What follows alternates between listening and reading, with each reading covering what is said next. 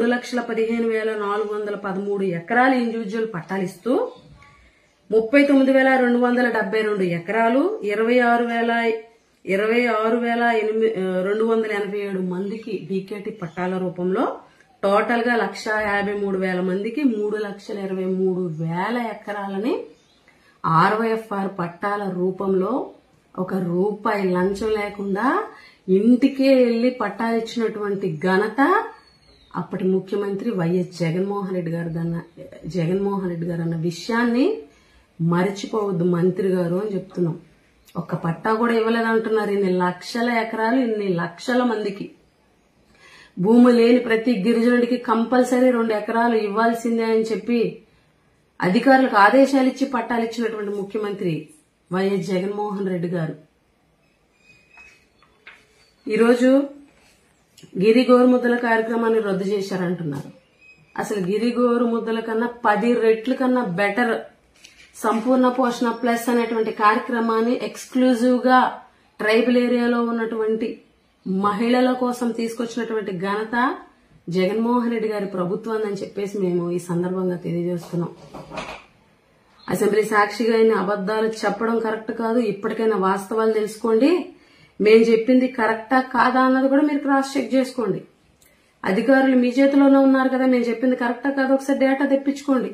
2014 నుంచి 2019 వరకు మీరు ఎంత బడ్జెట్ గిరిజనులకు ఇచ్చారు, 2019 నుంచి 24 వరకు జగన్మోహన్ రెడ్డి గారి ప్రభుత్వంలో ఆయన ముఖ్యమంత్రిగా ఉన్నప్పుడు గిరిజనుల కోసం ఎంత బడ్జెట్ కేటాయించి ఖర్చు పెట్టారో అన్నది ఒకసారి లెక్కలు తెప్పించుకొని చూడండి. ఎవరు ఎక్కువ గిరిజనులకి మేలు చేశారన్నది ఎవరిని అడిగినా చెప్తారు. ఈరోజు ఒకసారి గిరిజన ప్రాంతాల్లోకి వెళ్ళండి.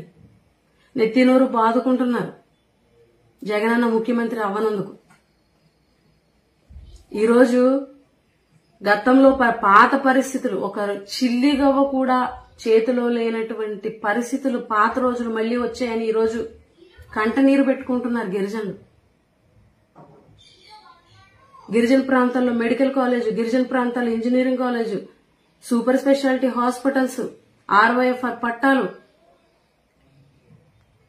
డీబీటీ అండ్ నాన్ డీబీటీ ద్వారాగా 5 సంవత్సరాల్లో 20,000 కోట్ల పైచిలకు డీబీటీ అండ్ నాన్ డీబీటీ ద్వారాగా సుమారుగా 31 పథకాలు, డీబీటీ అండ్ నాన్ డీబీటీ ద్వారా, డీబీటీ ద్వారా 24 పథకాలు, నాన్ డీబీటీ ద్వారాగా 7 పథకాలు, మొత్తం 31 పథకాల రూపంలో 20,000 కోట్ల పైచిలకు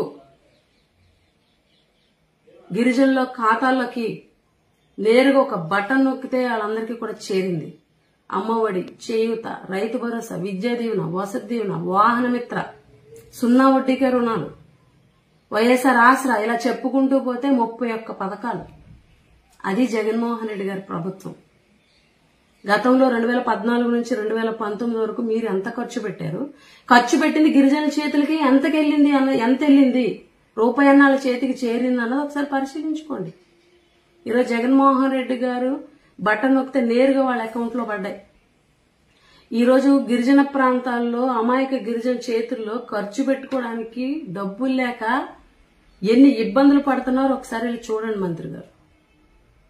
మరొక్కసారి అసెంబ్లీ సాక్షిగా ఎలాంటి అబద్ధపు మాటలు, సత్యదూరమైనటువంటి మాటలు మాట్లాడి గిరిజనుల ముందు పలచన చులకన అవ్వద్దు అని మీకు హితవుగా పలుకుతూ, మీరు కావాలంటే చర్చకు సిద్ధం. మీ గవర్నమెంట్ లో మంచి జరిగిందా, గతంలో మా ప్రభుత్వంలో గిరిజనులకు మేలు జరిగిందా అన్న విషయంలో మీరు ఓకే అంటే మీకు చర్చకు కూడా సిద్ధమని కూడా ఈ సందర్భంగా తెలియజేస్తూ సెలవు తీసుకుంటాం. నమస్కారం.